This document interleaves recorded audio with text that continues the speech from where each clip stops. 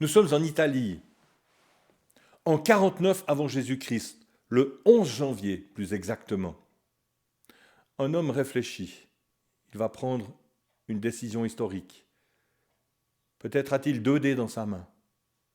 En indice, il a les mêmes initiales que Jésus, JC, vous l'aurez compris, il s'agit de Jules César.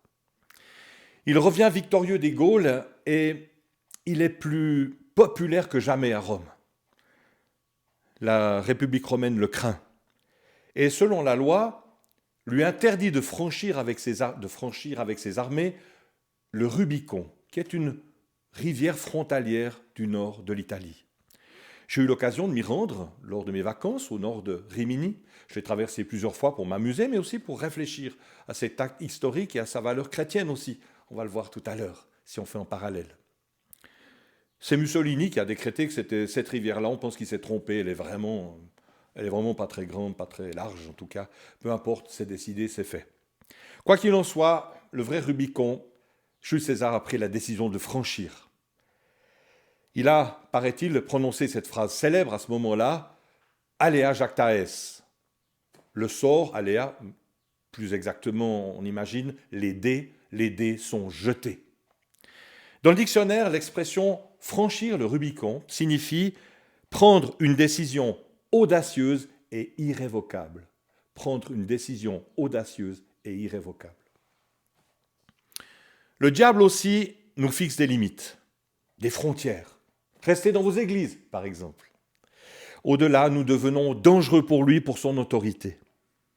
Alors, ma question, quels soldats sommes-nous?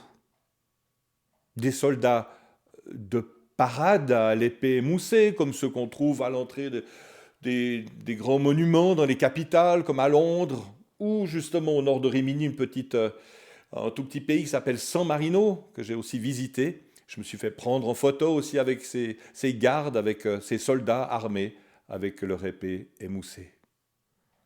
Alors sommes-nous des soldats de parade ou des soldats de paradis qui ont pris une décision audacieuse et irrévocable pour Jésus?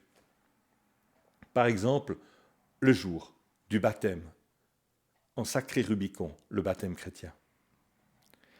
César l'a fait pour une couronne de laurier, pour sa propre gloire et pour celle de Rome. Notre Seigneur Jésus-Christ l'a fait pour une couronne d'épines, pour la gloire de Dieu et pour notre salut. Choisis ton camp, mon ami. Et si ce n'est pas encore fait, franchis le Rubicon. Salut.